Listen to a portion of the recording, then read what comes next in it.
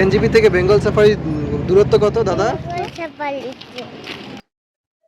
বিভিন্ন স্লটে গাড়ি আছে, কিন্তু কোনো কারণে হয়তো সাফারি টিকিট পাওনি, তো তারা কিন্তু এভাবে এসেও কিন্তু ঘুরতে পারো।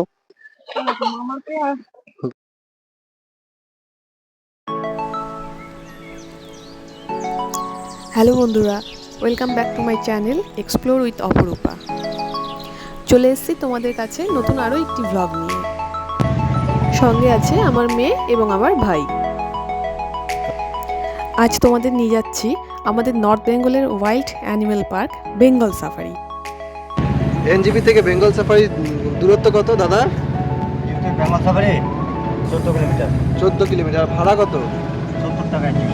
আচ্ছা, পার হেড 70 টাকা করে। আর দাদার নাম কি? হৃদয় বিশ্বাস। হৃদয় বিশ্বাস। আচ্ছা।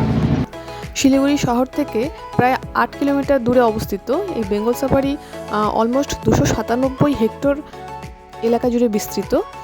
আমাদের অনারেবল চিফ মিনিস্টার 2014 সালে পার্কটি শিলান্যাস করেছিলেন এবং পরবর্তীতে কিন্তু 2016 সাল থেকে আমাদের সকলের জন্য পার্কটি ওপেন করা হয়। বাড়ি থেকে বেঙ্গল সাফারিতে আসতে আমাদের অটোতে মোটামুটি 30 মিনিটের মতো লাগলো।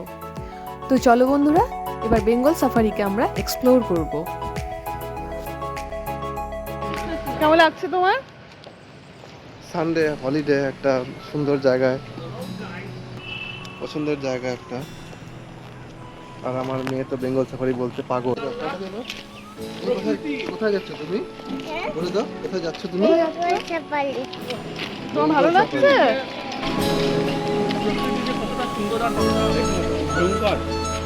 চলে এসেছি আমরা বেঙ্গল সাফারিতে, এখন ঢুকবো। এখানে টিকিট কাটতে হবে। টাইগার সামনে গিয়ে যাচ্ছে মামার সাথে। তো আসলে এখানে এত মানে গাছপালা না, একদম সবুজ চারদিকে, ভালো লাগে। মানে আসছি এর আগে অনেকবার, কিন্তু তবু ভালো লাগে। চারদিকে এত সবুজ, মানে আমাদের কাছাকাছি যারা আমরা শিলিগুড়িতে থাকি, আমাদের তো হঠাৎ করে যদি কখনো প্ল্যান হয় যে কোথাও কাছাকাছি একটা ঘুরে আসি, তাহলে বেঙ্গল সাফারি একদম পারফেক্ট। ছোট বাচ্চাদের পার্ক আছে ভেতরে। অ্যাকচুয়ালি আজকে আমরা দেখেছিলাম যে সাফারিটা করা যায় কিনা, কিন্তু আমরা যখন দেখলাম, বললাম না ঘন্টাখানেক আগে আমাদের ঠিক হয়েছে যে একটু গিয়ে কোথা থেকে ঘুরে আসি, তো সাফারির টিকিট পাইনি আমরা।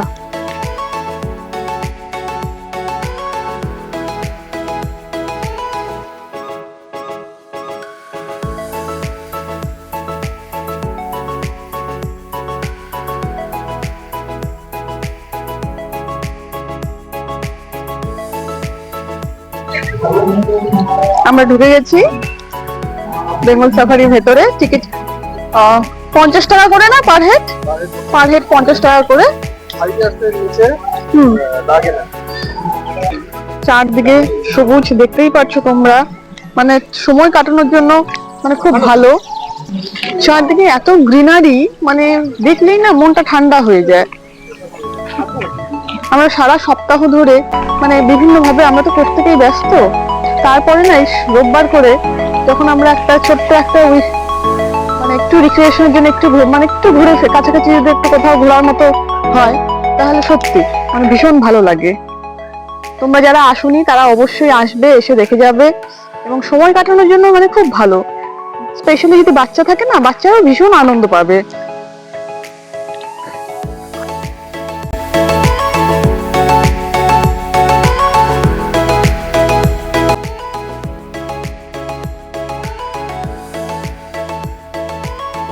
আজকে রোববার বলে বেশ ভিড়ও চারদিকে।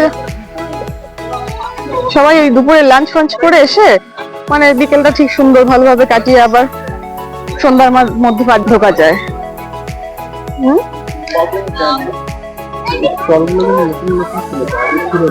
স্টল গুলো তো আগে দেখিনি, তো নতুন খুলেছে। আমরা লাস্ট যখন এসেছিলাম তখন কিন্তু ছিল না স্টল গুলো। কাজটা হচ্ছিল, হ্যাঁ তখন, হ্যাঁ তৈরি হচ্ছিল। বাবাই কেমন লাগছে? তুই তো প্রথমবার আসলি। দারুণ, খুব সুন্দর। গিনি, তোমার কেমন লাগছে? ভালো লাগছে। এখানে হচ্ছে জিপ লাইন অ্যাক্টিভিটি।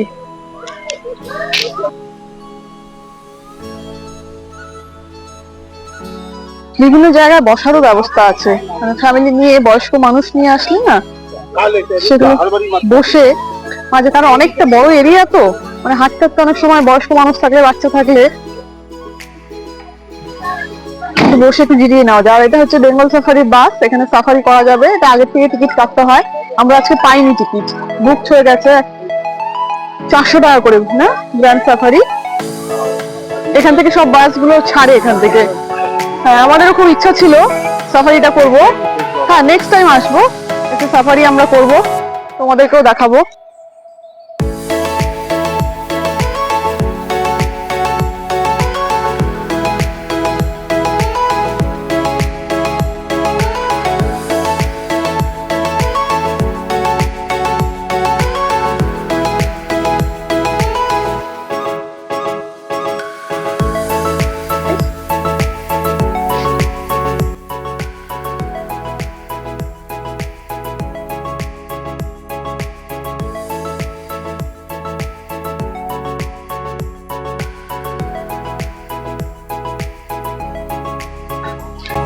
ওদিকে কিছু অ্যাডভেঞ্চারের কিছু আছে, সেটাও টিকিট কেটে উঠতে হয়, মানে যারা অ্যাডভেঞ্চার ভালোবাসে। সাফারি গাড়ি আসছে, বিভিন্ন স্লটে গাড়ি আছে।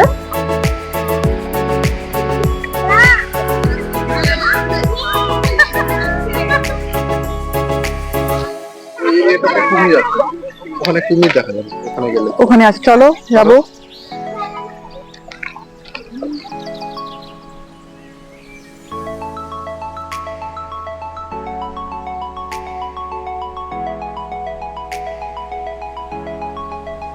এখানে দুটো রাস্তা, ওদিকে সাফারির বাস যায়। এখানে কি কি আছে? বার্ডস অ্যান্ড ওয়াইল্ড ক্যাটস আছে, লিওপার্ড আছে,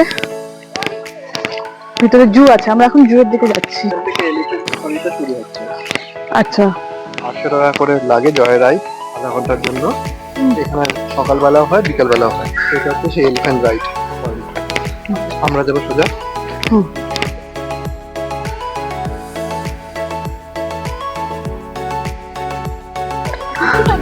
রোববার করে না বেরোলে সারা সপ্তাহের খোরাকটা হয় না। না, এই একটু রিক্রিয়েশনটা দরকার।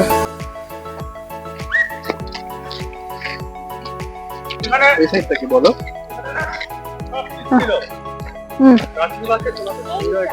নেচারকে উপভোগ করুন। আমরা একদম জঙ্গলের মাঝখানে ঢুকে গিয়েছি।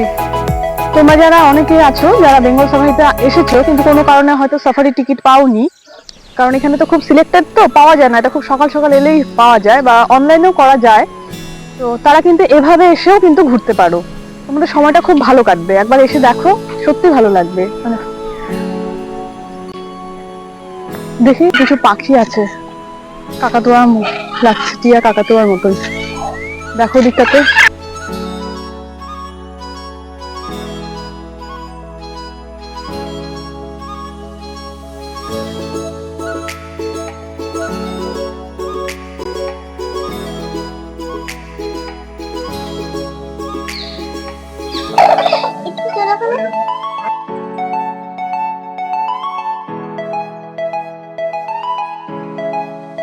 এটা হচ্ছে হিমালয়ান গ্রিফন ভালচার।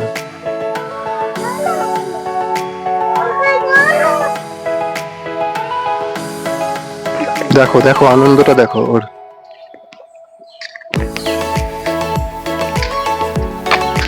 সারাদিন স্কুলের চাপ, পড়ার চাপ, একটু খোলা জায়গা পেয়েছে না, সত্যি পাখির মতন উড়ে বেড়াচ্ছে। তো বন্ধুরা, আমরা বার্ডস জোনে এন্টার করেছি। দুজনকে দেখো কি অবস্থা, বার্ডস জোনে এন্টার করে দুজনেই পাখি হয়ে গেছে। এবার আমরা চলে এসেছি হগ ডিয়ার, দেখা যাচ্ছে না এখনো। এখানে কিছু স্নেকস আছে।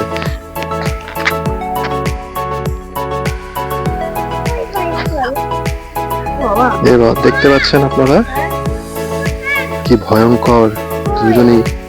এই তো দেখো না, শুয়ে আছে।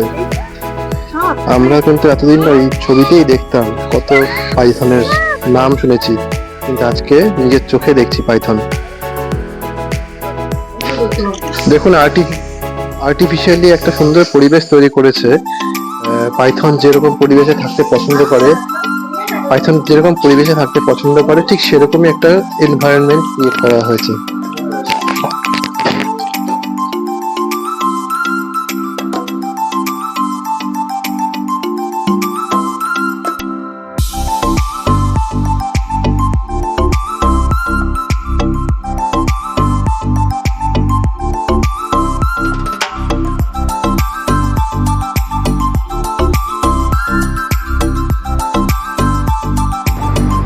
এই হরিণগুলোকে আনা হয়েছে বেসিক্যালি মণিপুর থেকে।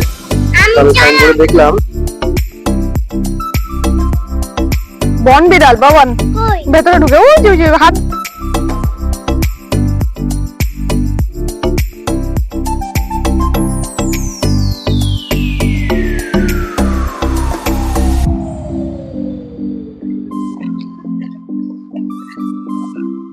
কিছুক্ষণ পর পরে কিছু মাঝে মাঝে এরকম বসার জায়গা, মানে হাঁটতে হাঁটতে যদি হাঁপিয়ে যাও একটু বসে একটু জিরিয়ে নিতে পারবে। বা তাহলে আমাদের কি কমপ্লিট হলো? না না চল ডান দিকে যাবো।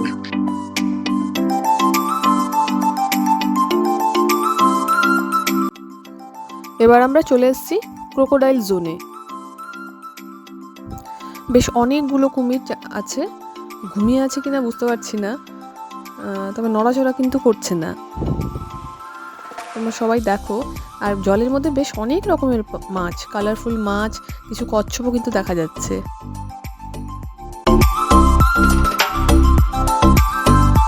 চলো এবার এখান থেকে যাওয়া যাক।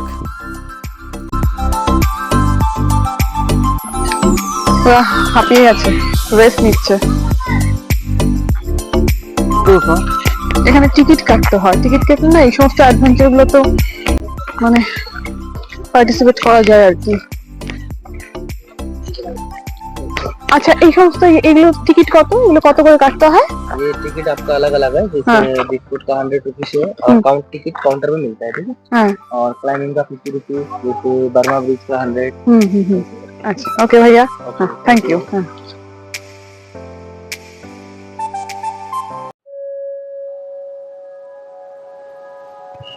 এসো নেমে এসো।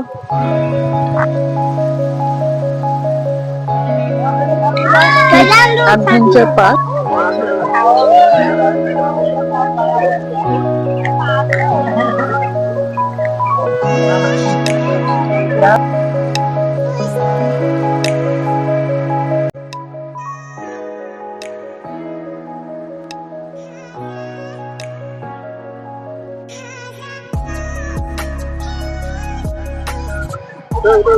মামা আর ভাগ্নি শুরু করে দিয়েছে। ওয়াও, যিনি একটু একটু ভয় পাচ্ছে, একটু ভয় নেই।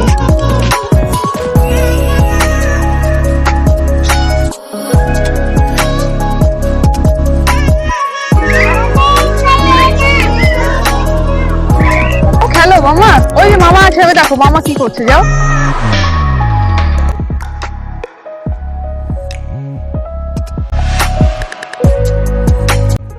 অনেকটা টাইম স্পেন্ড করলাম, প্রায় সন্ধ্যাও হয়ে এসছে, এবার বাড়ি ফিরতে হবে।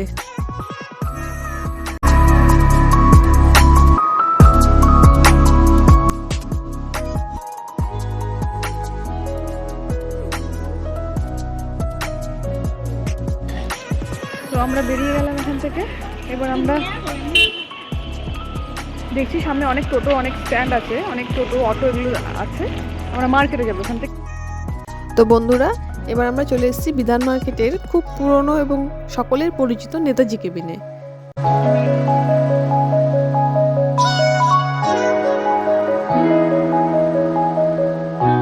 তো ফাইনালি চা টোস্ট খেয়ে এবার বাড়ির পথে।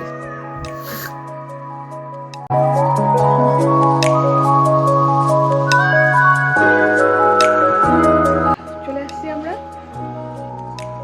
ঠিক আছে, চলো তাহলে আবার নেক্সট কোনো ভিডিওতে দেখা। চলো সবাই খুব ভালো থেকো, good night, take care, by.